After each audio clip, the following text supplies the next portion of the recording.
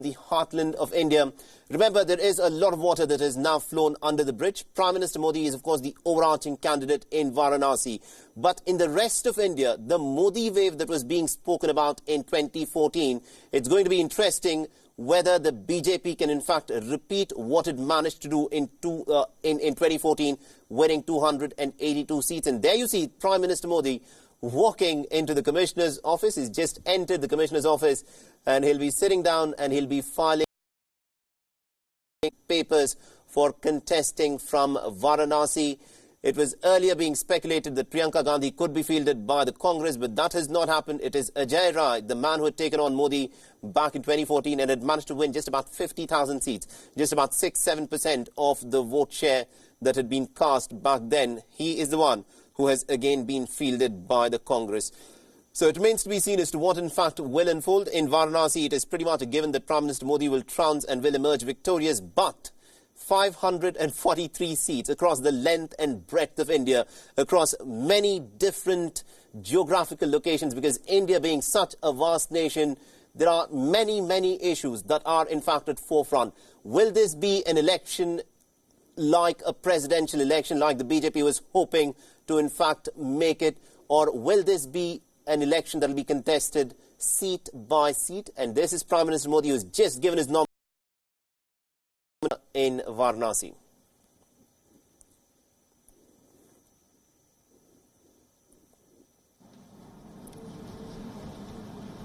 So the collector there will be verifying all of the papers that have been submitted, the details that has been submitted by the Prime Minister, and then the nomination papers will be accepted. Remember, the polling for this crucial constituency of Varanasi, which is now also an extremely prestigious poll, will be held on the 19th of May. And this will be the last phase of polling in the Indian elections, which is being conducted in 7 phases. The incumbent candidate, Prime Minister Narendra Modi, there in almost unprecedented scenes, because it is hard to recollect when was the last time that Prime Minister Modi had in fact sat down in that manner in the middle of all of his allies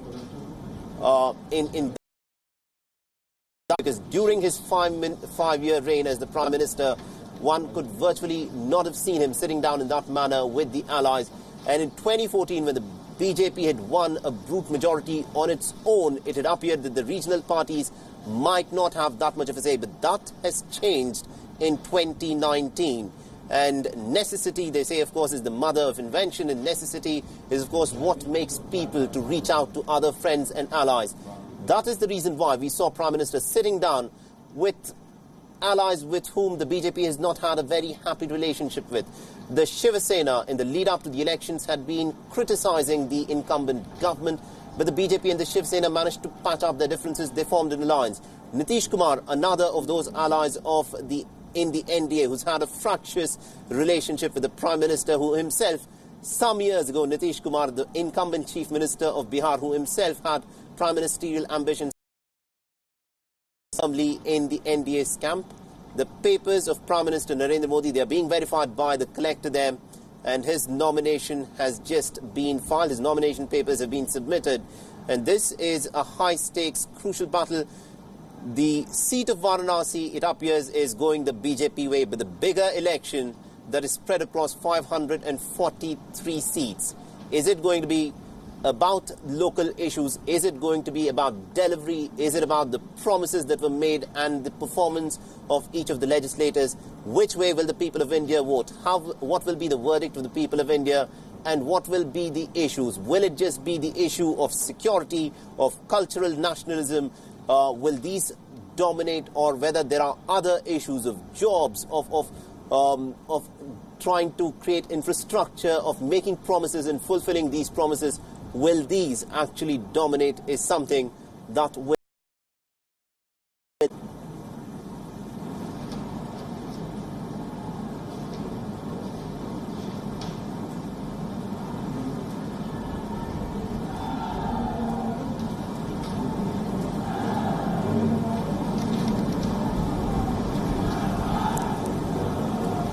So this is what is happening. These are the inside scenes from the collectorate's office in Varanasi, where the Prime Minister is sitting down with the collector, has submitted his nomination papers. The papers are being verified, and we expect that the papers will be accepted in some time from now.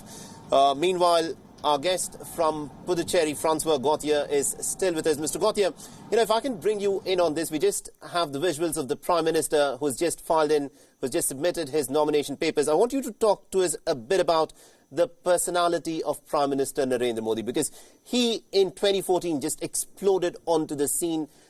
Before spoken about his ambitions in the centre, but within a span of 2 years, he became the challenger as someone who had put out a spectacular kind of a campaign which virtually guaranteed him the election in 2014. But this time round, the election has been a little muted.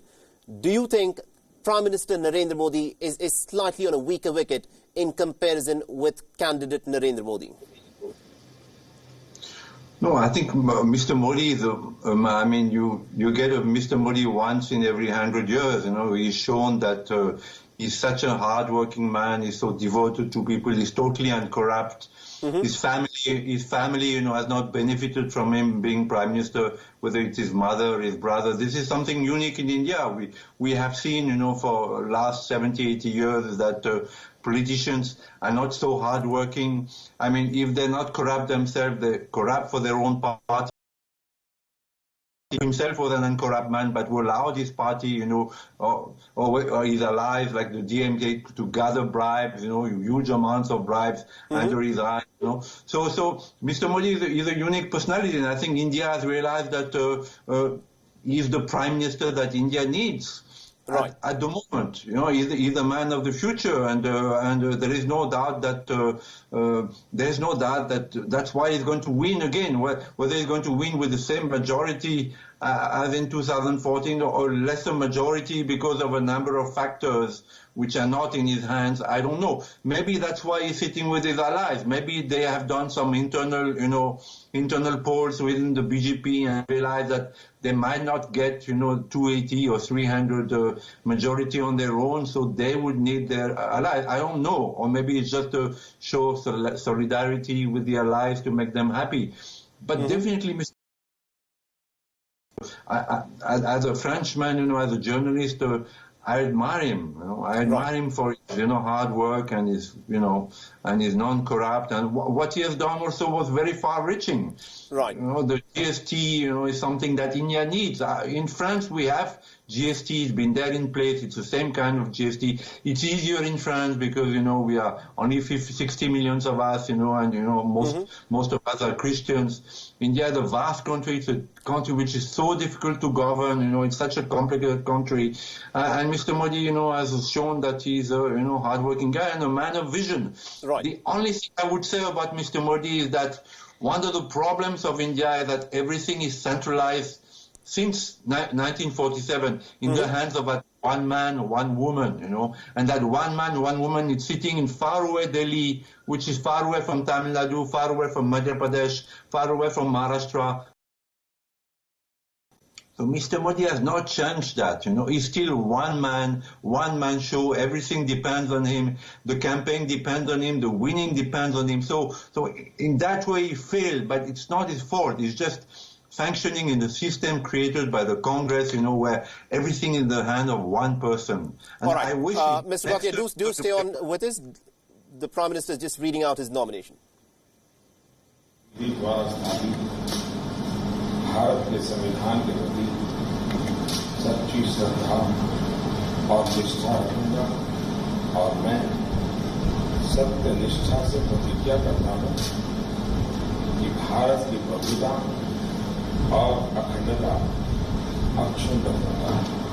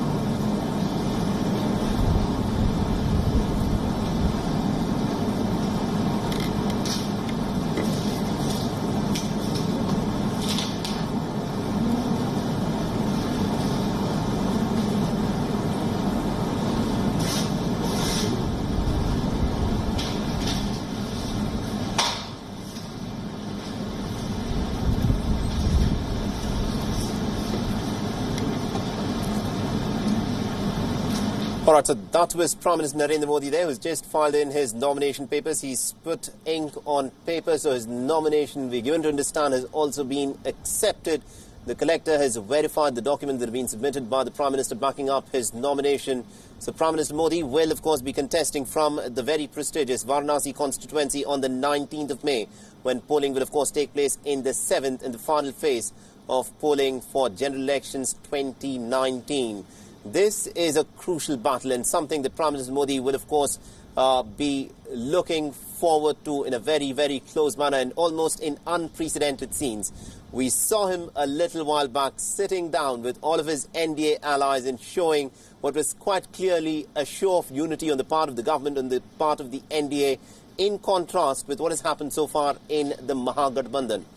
And this election, of course, is going to be very different from what happened in 2014.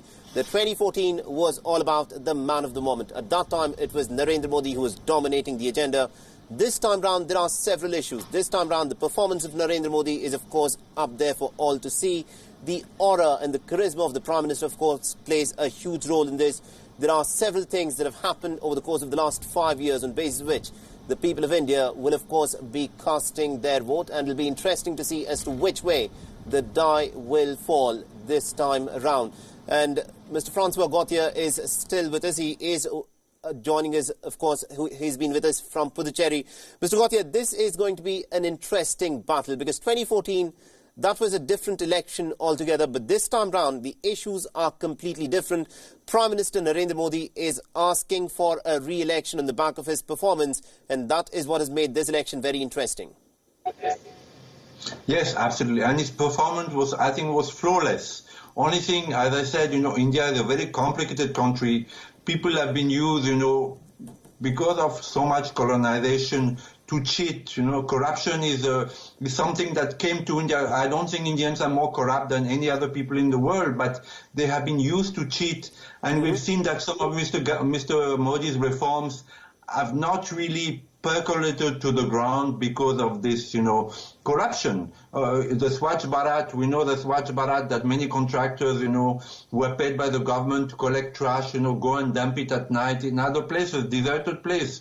We've seen that, there are many, the GST is not being implemented properly. People are still cheating and not paying GST tax. So it is not Mr. Modi's fault, but he's still going to lose votes because of that. And that is a bit, contradictory and sad. Absolutely. So Prime Minister Narendra Modi has just filed his nomination papers. It's a very crucial battle. And Mr. Gauthier, the other issue that I wanted to talk to you about is, it's almost unprecedented. We've never seen Prime Minister Modi sitting down with his allies in the way that he sat down in the collector's office. Do you think that that betrays a certain sense of unease and nervousness on the part of the ruling party? Yes, it's something unusual, and for the past 5 years, Mr. Modi has been a one-man show, and I don't think he interacted so much with his allies, and there was even some friction with the Shiv Sena. Whether it was made-up friction or real friction, I don't know. But the fact that he's sitting with his allies when he's filing his own nomination is a very, very, very symbolic place, which is Varanasi, which is the most ancient seat of the Hindus, and the most ancient and surviving seat of the Hindus, is very significant. Also, whether, it is a show of solidarity or whether it is because Mr. Modi knows that he might need his allies in case he doesn't reach the, the majority, absolute majority that he had in 2014. I don't know. I think the second case is probably the most likely one. And also, looking at the prime ministership that he's had in the last 5 years, is he also going to be hampered with what happened in the case of Manmohan Singh, where the man himself was extremely beyond any case of corruption, but he was strangulated in terms of how the cabinet ministers were operating. And in this case, although Prime Minister Narendra Modi had a great vision for India, the implementation may have suffered because of the people around him. I think it suffered because of the bureaucracy. There's a huge bureaucracy in India. I remember, when I started being a journalist in India in the late 80s, and, we used to go to Shastri Bhavan for a press card in the PIB. Today, Shastri Bhavan, there are 3 times more cars, 3 times more people. So the bureaucracy has tripled in India in the last 25 years. So what has the brake that has been applied on Mr. Modi's reform, not from his ministers. I think he's very strict, very tough with his ministers and keeps an eye on them, as he did in Gujarat. It came because of the bureaucracy, particularly the middle and the lower bureaucracy, which has seen the reforms of Mr. Modi as a threat to their power. You know how bureaucracy is in India. They have their own power. So the bureaucracy has applied a brake on the reforms of Mr. Modi, and that is the greatest enemy of Mr. Modi. In the next term, I don't know if he realized it. He may not have realized it from Delhi. But that's for a fact that the bureaucracy is the greatest brake to the reforms. And the bureaucracy in India is bloated. It's still corrupt. It's quite corrupt. So Mr. Modi needs to bypass them or break them. And I hope that it is something that he's planning to do in the next term, along with his allies who are sitting with him today in Varanasi. I think that's a very interesting point that you raised, the problem of, in fact, overcoming the sluggishness of the bureaucracy. And this was something that had, in fact, been acknowledged by the former Prime Minister Rajiv Gandhi as well, where in every welfare scheme he had lamented that if 1 rupee is spent, 85% is just spent in implementing that particular scheme for which the money is meant, and therefore the leakages that he spoke about in bureaucracy, they still persist in India, and that of course has proven to be a very huge challenge. And also, Mr. Gautier, I would like you to compare India's electoral process. It's been a pretty long election. 3 phases are done. Virtually half of India has already voted, but there are still 4 more phases. So it is a very long election that we've got on our hands. Contrast this with how the electoral process, let's say, plays out in your home country of France. And do parties get a chance to actually go through campaigning in such a long, protracted election, although considering the fact that France numerically is a much smaller country in terms of population and its geographical spread? Yes, of course, France is a more simple country because there are less people. The greatest problem in India is that there are so many people that, everything becomes difficult. But I would say that elections are more streamlined in France. They're more simple. You elect one man, a president, you have a direct election, you elect your leader directly.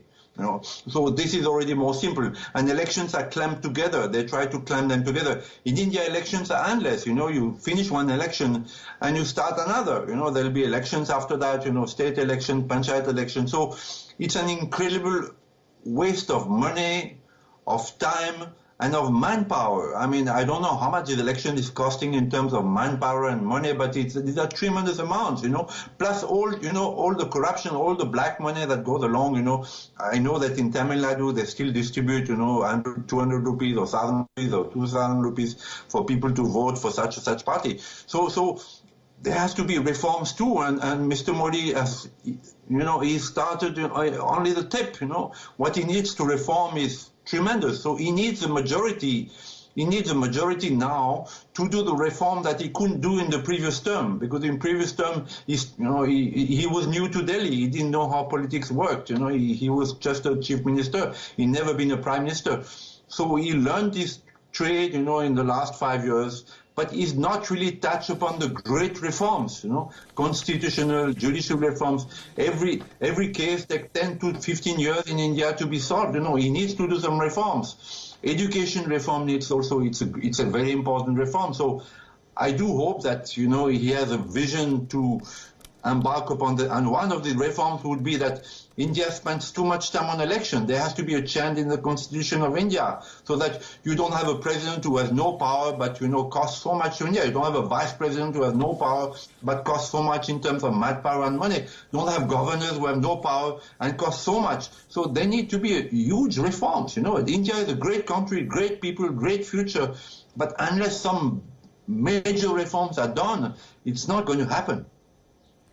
Right. Francois, now it's Akanksha Swaroop joining you live on this newscast. Thank you so much for joining us. For all our viewers who are tuning into WION at this hour, let me quickly run them through the visuals. Today is indeed a very important day, almost a historic day in Lok Sabha elections 2019, as we just witnessed the Indian Prime Minister Narendra Modi filing for his nomination papers at the Varanasi Collectorate. And For more details, I am also joined in by writer and journalist and French political analyst Francois Gauthier, who joins us live from Puducherry. Francois, you know, this indeed has been a big show of strength. The Indian Prime Minister is back in the citadel of the Hindi heartland, and that is Varanasi, from the anti-incumbency wave that he was riding on back in 2014. How do you analyze his stint now that he is riding the pro-incumbency wave in 2019? No, Varanasi is the easy story. I mean, it's an easy part because, okay, he worked very hard on Varanasi. You know, it's a Hindu. I mean, there's a majority of Hindu there, you know, and they've been grateful for his work. So that's the easy part. He's going to win Varanasi. The rest is the more difficult part. What's going to happen in Kerala? What's going to happen in West Bengal, where, you know, BJP never made really much inroads? So this is the difficult part. I mean, Varanasi, okay, it's a good show and it looks nice, but that's not the main part, you know. What the main part is how Mr. Modi is going to do, you know, in UP, where, you know, people say that, you know, he's lost considerably support there. In Bihar, how is he going to do, you know, in Rajasthan, which is in the hands of the opposition, or Madhya Pradesh, which is also in the hands of the Congress. These are the big questions, you know. Varanasi, okay, happy for him, you know, but this is not the crux of the election. This is not the heart of the election. Right, Francois. Very rightly said. What happens in other states is something that's going to be a huge challenge for the BJP, and that is the road ahead for the BJP. That is something that we'll have to actually look out for. Also, thank you so much, Francois, for joining us here and sharing with us your precious perspective. I'm also joined in by former BBC journalist Mr. Andrew Whitehead, who joins me live from London at this moment. Andrew, very warm welcome to WION. How do you view today's show of strength? Clearly, BJP is going to do you think BJP will, first of all, be able to retain the numbers through all the optics that we actually witnessed today? I think they'll retain the numbers in Varanasi. This is Narendra Modi's heartland. He is well set to win this seat. He got well over half the total vote in Varanasi 5 years ago. Congress was a poor third with 7% of the vote. So you can sort of see why Priyanka Gandhi isn't really all that tempted to contest the seat. But across India, are they going to get the numbers? I don't think anything like as emphatically as they did 5 years ago. Mm-hmm. But the BJP entered this election period as favourite, and nothing has happened to disturb that. And this really is a triumphal procession that we saw in Varanasi yesterday, and a triumphal gathering that we're seeing in the district magistrate's office as Narendra Modi hands in his papers this morning. Right. Andrew, do you also think by today's show of strength, where we actually witnessed a pan-India sort of presence while he was filing for his nominations, from Punjab's Shiromani Akali Dal's leader, that was Prakash Singh Badal, to AIADMK's Paneer Selvam. We also had leaders from the Northeast, a very difficult alliance leader, and I'm talking about Nitish Kumar. Do you think he's been able to display the strategy to stitch together a pre-poll strong alliance rather than going for a post-poll strong alliance? Well, I think what he's able to demonstrate by the range of alliance partners who are with him this morning in Varanasi is that the NDA really is a national alliance, and that Congress has been much less successful in sticking together a pre-poll alliance. It's not managed it in Uttar Pradesh. It's not managed it in Delhi. It has in places like Karnataka and Tamil Nadu, but it is not really a national alliance, and the NDA is. Right.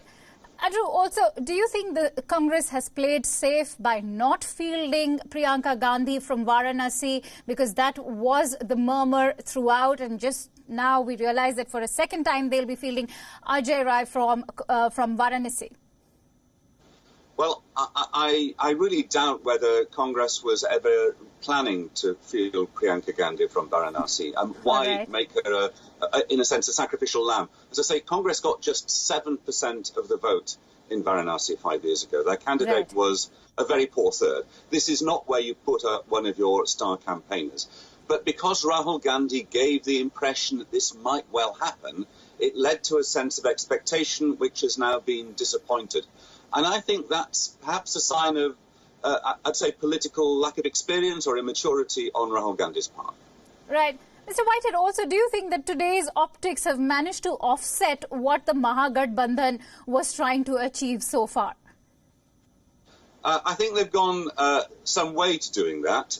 Nevertheless, I think particularly in Uttar Pradesh, of course, Varanasi, in eastern UP, the fact that the BSP and the Samajwadi Party have come together, the fact that their leaders have been campaigning on the same platform, means that certainly across Uttar Pradesh, the BJP faces a much more considerable challenge than it did in 2014.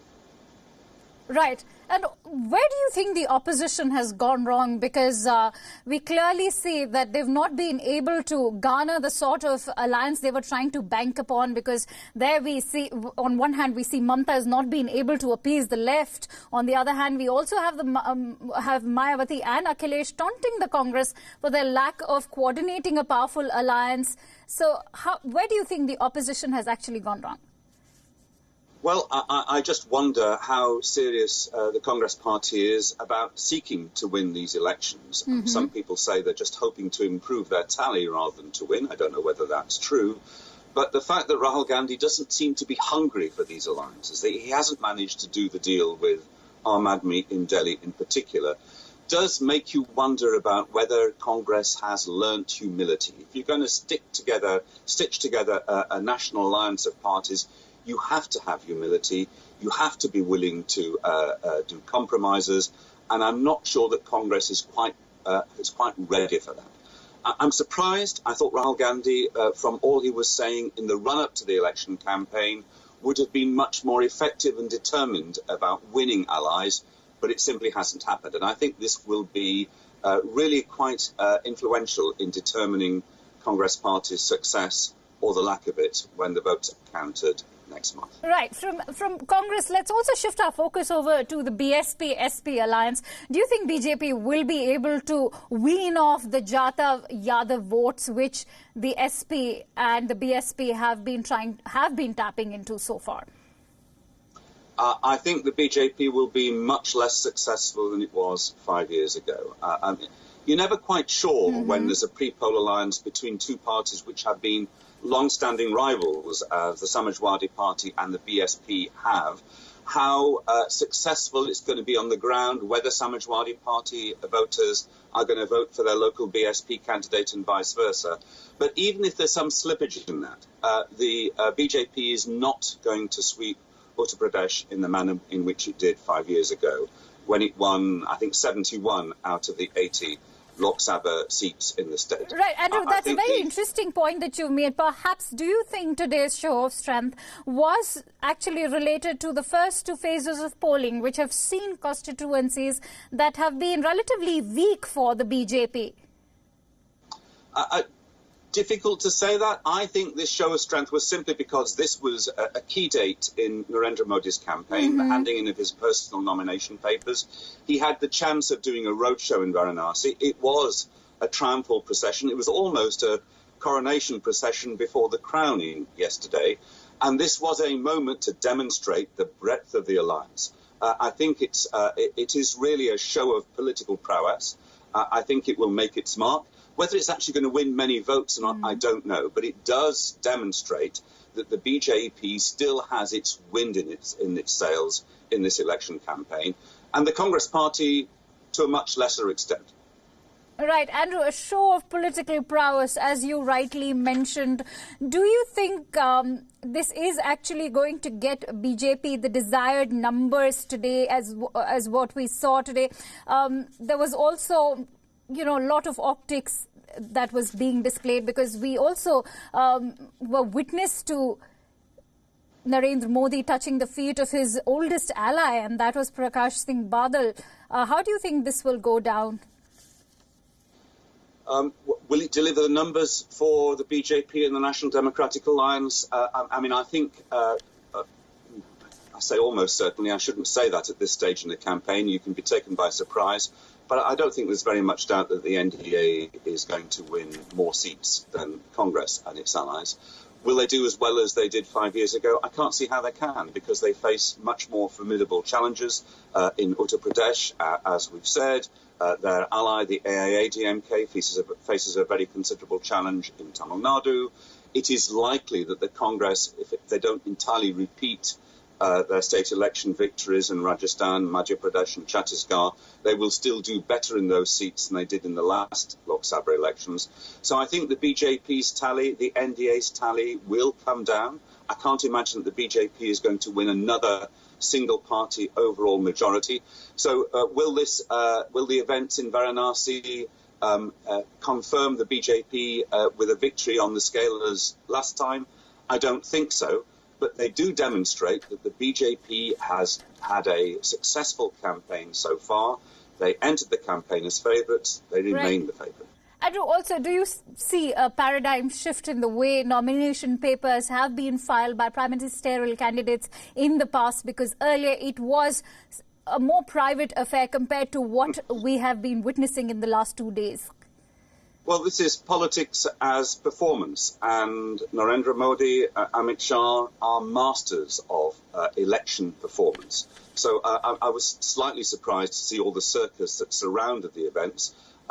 Is that going to be a routine from now on? I don't suppose so. But I can absolutely understand why Narendra Modi and Amit Shah have staged this spectacular in Varanasi. Right. Now let's come to Narendra Modi as an MP from Varanasi. How would you analyze or rate his report card? Because on one hand, we do have some very major infrastructural progress that's been made in Varanasi. On the other hand, there's much work that still remains in progress. There is, and in particular cleaning up the Ganges. I think there's been some progress on that, but nothing like enough. But I think when the voters of Varanasi decide who they're going to vote for, it will be as much about Narendra Modi as a national leader and the benefits that Varanasi gets from having the Prime Minister as their local member of Parliament, as much as what Narendra Modi has achieved on the local level. Last time round, he got 56% of the vote, I think it was, in Varanasi. The constituency votes in the last round of voting on May the 19th.